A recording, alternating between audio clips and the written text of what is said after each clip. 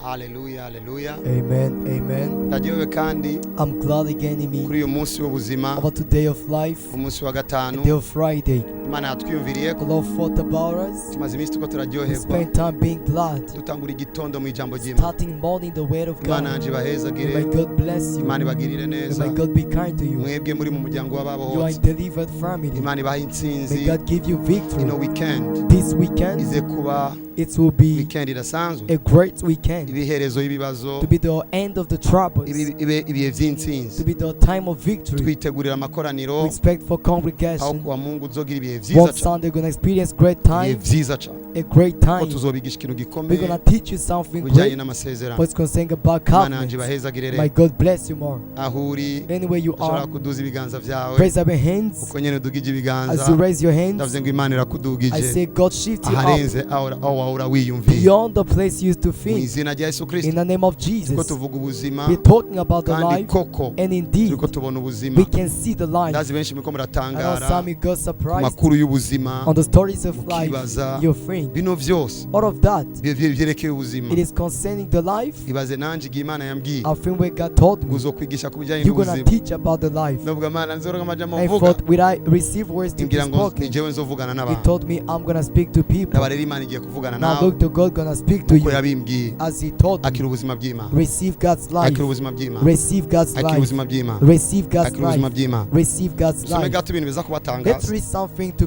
make you Kuvayo surprised. 21 Now, Exodus 21, umurongo wa 20. 20. Umuntu niyakubita inkoni umushumba wiwe canke umushumba-kazi akamugwa mu maboko ntazobure guhanwa.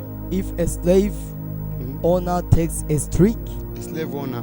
and beats his slave, whether male and female, and the slave dies on the spot, the owner is to be punished. Only punished. Azo kubitwa. Bamuhane gusa He gonna be punished. kuko yari umugurano. For he was a slave of Aha God. rero uca wumva ko ubuzima bw'abantu butangana. You understand, the life of people is not equal. Iyi ni Bibiliya ndiko This ndasoma. is the Bible I'm reading. N'ubuzima bw'umuntu It's the life of somebody. ariko butari bufise agaciro nk'uko abandi bantu. But it was not valuable equals to Ndasenze ngo others. Imana ihe agaciro ubuzima I bwawe. pray for God to give value your life. Nakubwije ukuri birarenze bino. Assure this is so great. Ngo nimba If umuntu a person akubise umugurano wiwe he punishes his slave, agapfa is to be dead, ngo babimuhanire gusa. they're gonna punish him. Umurongo wa 21. Number 21. Ariko niyasiba rimwe canke kabiri atawera ntazobihanigwe kuko yari asanzwe amwegukira. But if the slave does not die for a day or two, the master is not to be punished. The law for of his property is to punish, is punishment enough, Kuko ngo yari umuntu amwegukira. because he was owning to somebody. Aba rero uwo muntu yamukubise ni nyenewe. That person who punished was the owner of him. Kuko mu maso y'Imana umugurano yitirirwa uwamuguze. In the sight of God, a slave belongs to the master. Cyo gituma ejo twavuze ngo va mu bugurano bwose. Therefore, yesterday we say, come out of any bondage. Ubuzima bwawe bugira agaciro mu izina rya Your Yesu. life has value. Umurongo wa 22. Number 22. Abantu nibagwana bagaca ku mugore akuriwe bigatuma inda yiwe ikoroka, ariko ntihagire ikindi aba uwamuciyeko ntazobure kuriha icyo umugabo w'uwo mugore azomucira cyose, azorihe nk'uko abacamanza bazobishinga. If some men are fighting and had a pregnant woman so that she loses her child, but she's not injured in any other way, the one who hurts her is to be fined whatever amount of woman's husband demands, subject to approve of the judge. Ibaze baravuze ngo Here they say, abantu babiri bariko baragwana, now people are fighting. ni Gasupari na His Asumani gospel and Asman Baragwanye. persons, they fight each other. bagwanye When they fight, bagaca hafi y'umugore. they pass nearby a Iyi woman. ni Bibiliya. This is the Bible. Muri uko kugwana In their fighting, hariyo ubuzima buri en risk. there is a life in danger. Tuko turavuga ku bijanye We are n'ubuzima. talking about the Burya life. kubaho ni Now, igitangaza. to live is a great Ushobora kuba miracle. washitse ku kazi Maybe I've reached to the job kubera imodoka zibiri zitagonganye. because two cars didn't take accident. Ushobora kuba waryamye mahoro Maybe you slept well, kubera ko ababanyi babiri batagwanye. for two nearby didn't fight. Aha rero Now here, ni ikintu kikwereka ko ubuzima bw'umuntu something that characterizes the buri human defini life, n'ibintu vyinshi it cyane. is well defined with various Cyo matters. gituma mu gusenga kwanje Therefore, n'ukwawe in my prayers and ugiye yours, gusengera abantu bose. just pray for all people. wari uzi ko iyo umuntu akijije uyu You know, when munsi somebody is saved today, ukwiye kunezerwa you should be glad. kuko gishobora kuba aricyo gisuma cyari kukwica muri So it kazoza. may be the thief to kill you tomorrow. none yabaye umukizwa. Now he became a person who's saved. ibaza umunsi je nakijije I think when I got saved, ariyo abadamu abamama baritegerezwa kugira iminsi mikuru there are some women should have parties. kuko yari umubire yari gutwaza abana babo muri Because a man mu gihe should kanaka. impregnate their children. ubuzima bwawe Now your life wategerezwa kunezerwa n'ibindi biba ku buzima bw'abandi should be glad to what is taking place to others' life, cyangwa ukabisengera kugira ngo bibe or byiza. to pray for them to be better. aba n'abantu babiri bariko Those baragwana are two people are fighting ariko each imana other. ibwiye Musa But God spoke to Moses. birashoboka It may be mu possible kugwana in kwabo their fighting. bagahuriranya n'umugore afise imbanyi. They passed nearby a pregnant woman. hariyo agisida yigeze kuba It's an accident which is to happen. mama uwo mugore arapfa Now that a wife got dirt, umwana arasohoka mu nda. the child went from the womb. murabizi marabibonye muri Bujumbura You know, you used to see uyu mwana yabaye muzima the child was spared. ariko hari izindi zabaye But there are other accidents. abana barapfa. Children were dirt. ni agisida yabaye mu It's an ibarabara. accident that happened on imana the road. ikurinde mu izina rya Yesu. May God preserve you now imana ikurinde amayerere y'abandi ntagukwegera urupfu. from the evils of others to not cause you to death. imana ikurinde amafopa y'abandi ntakuzanira May urupfu. God preserve from the wrong steps of others to not cause you to death. imana ikurinde ibyo abandi bakora May ntibigukwegere. God preserve to you what God, what others do to not cause you to be troubled. ivyokozwe bikagukwegera imana ibishire kure yawe. What should be done to cause you to trouble, God set it far away from you. In Jesus mighty name I pray. Izina rya Yesu Kristo In senze. Jesus mighty name I pray. Izina rya Yesu Kristo In senze. Jesus mighty name I Izina pray. rya Yesu Kristo In Jesus senze. mighty name I pray. Izina rya Yesu Kristo senze. baragwanye hari Now think they fight each other beside, bahitanye undi mwana mu ibarabara. so they cause other child to be so murongo wa burned. kangahe? Let's Mirongo ibiri na read gatatu. another verse 23. ariko niyagira ikindi aba uzotegeke ko ubugingo buhogwa n'ubundi. ijisho 24 ijisho rihogwe n'irindi, iryinyo rihogwe n'irindi, igikonjo gihogwe n'ikindi, ikirenge gihogwe n'ikindi, ubushe buhogwe n'ubundi, uruguma ruhogwe n'urundi. But if the woman herself is injured, the punishment shall be life for life, eye for eye, tooth for tooth, hand for hand, foot for foot, burn for burn, wound for wound, bruise for bruise. aba n'abantu bagwanye Those are two people are fighting against. bikubise ku mugore afise imbanyi. So they bump another impregnated woman. imbanyi isohotse When a child is out, uyo mwana arapfuye, that child is dirty. umugabo abishyuza amafaranga The husband gonna charge them ariko money, burya buzima bwagiye. but that life was gone. ni ubuzima bw'umwana bwari butekanye mu It's nda. a life of a child which was so quiet in the womb. ntiyanagwanye He didn't fight the child. yaratekanye, He was so quiet. ariko abagwanye But those who fight each other, baramukwegeye. they cause death to that ni child. kangahe urengana mu ibarabara?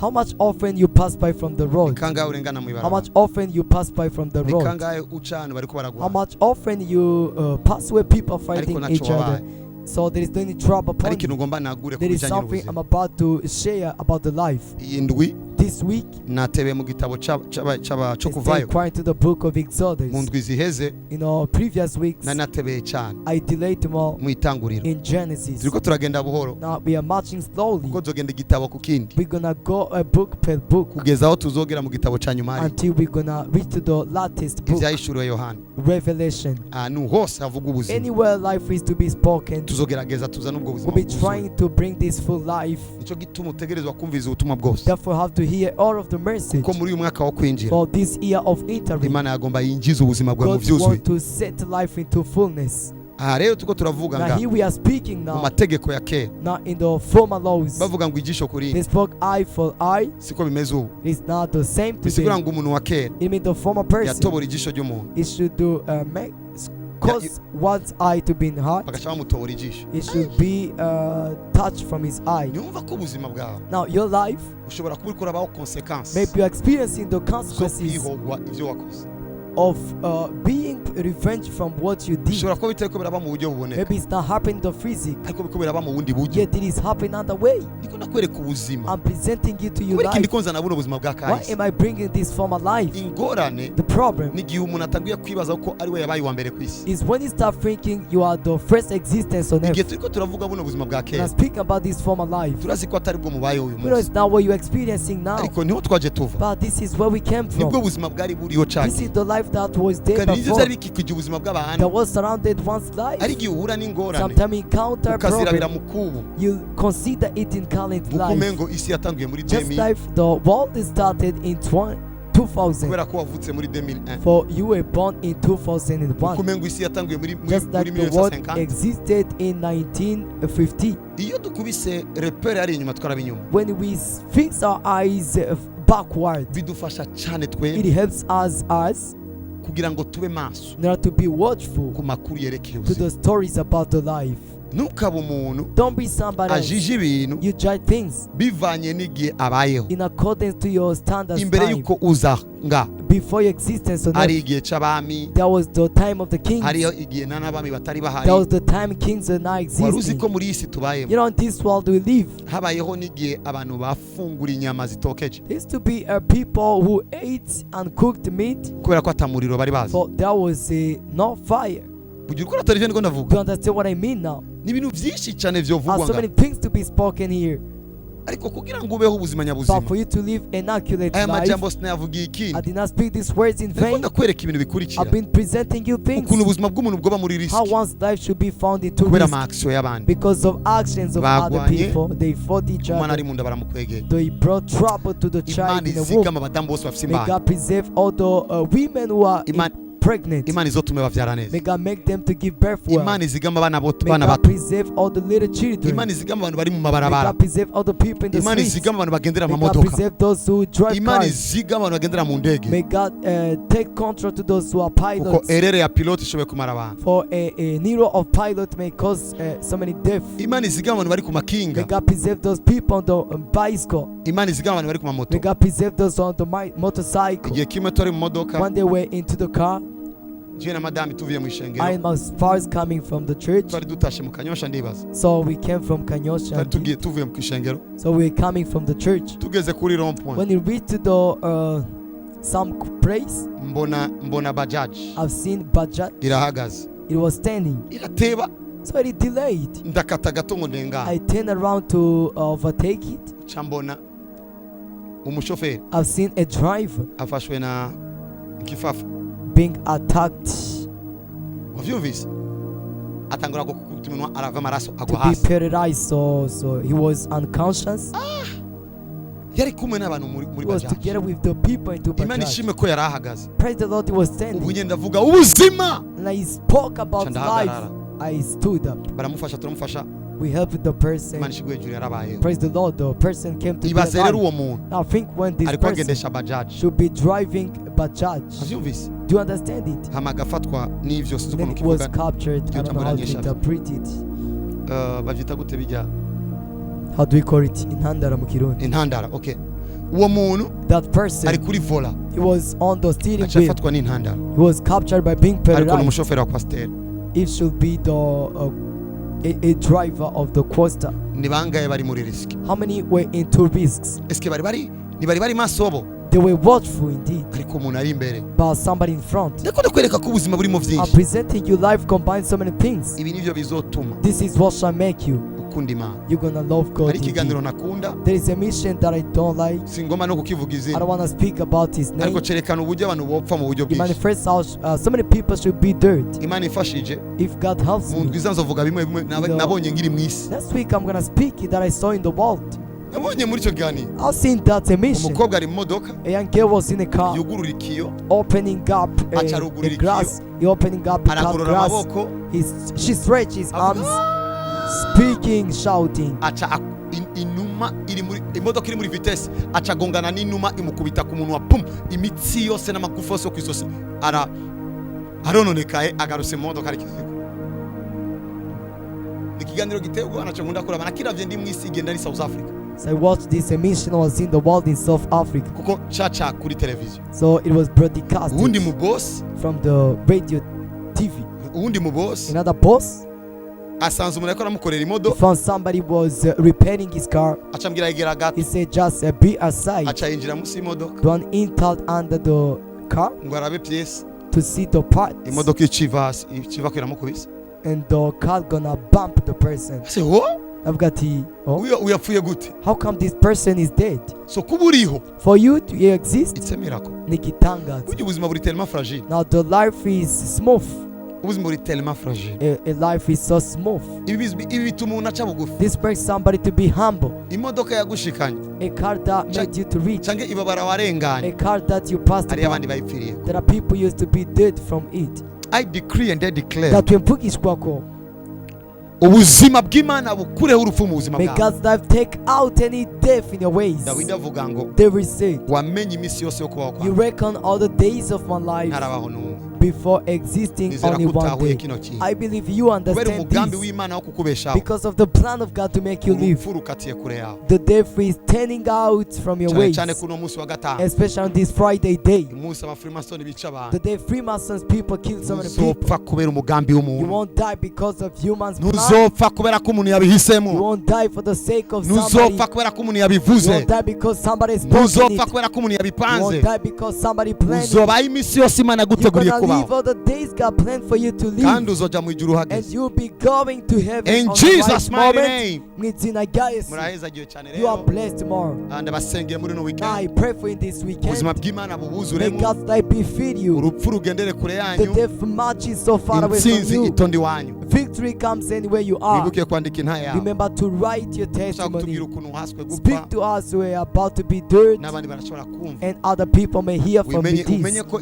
aho wahakiwe Make gupfa, sure where you were supposed to be dirt, hari abandi bahapfiriye. there are other people got dirt. Madame yamambwira My wife used to tell ukuntu me yari kumwe n'umuntu how she was together with somebody bavuye nimba ari kuri Centre Jeune, coming from Centre Jeune. cyari igihe kitoroshe, It was not easy time, hama hari hakaba ibintu bibi aho hantu, and there was so much things to be baca happening. bariruka, They went out. birukira ahantu muri toilette. They moved to the toilet. Kumbwira ukuntu uwo muntu agomba kubwira dusohoka tugende, So akanga gusohoka. Uwo muntu asohose baramurasa. when the person went out, he was shot Uh, after being igihe wounded. cy'amagume kera In the time of war, tugeze guhungira hariya hejuru, we used to flee from. turabona to ubuntu another bwa ruje place. buriko burarengana. We've seen some men were passing by. Tujyama ubuntu bwa ruje buriko burarengana kubera amaso. Some red things were passing by with the Haruguru hariya bullets. bapfuye. Kuba ndiho, For I exist, kuba uriho, for you exist. it's only a miracle. Ni igitangaza. Nta ujanja, There is no any being nta mayeri, cunning. There is no scamming. nta nkomezi, There is no strength. ni ubuntu bw'Imana. It is only the grace Ari of ubuntu God. bw'Imana. If it is the grace of Guma mu God, Mana rero. remain I God. bless you. Ndabayezagiye. I love you. I Ndabakunda. decree and I declare Datwempukishwa. your life will never remain the Ubuzima same. nutegereza In kumukomeza. this weekend, Muri no you're weekend. going to experience God in another Uraza dimension. kubona Imana ku rundi See you rugendo. on Sunday. Duhure ku munsi wa Mungu. The grace of God going to be Ubuntu full. bw'Imana buzoba The power bwuzuye. of God going to be full. Ubushobozi bw'Imana And buzoba your bwuzuye. life Kandi ubuzima will bwawe never remain the same. tegereza kumuka bumeze. Shalom. Shalom. For God so loved the world, that he gave his only Son, so that whoever believes in him shall not perish, but have eternal life. But without faith it is impossible to please God, for whoever comes near God must believe that God exists, and that he rewards those who diligently seek him. Our God is love.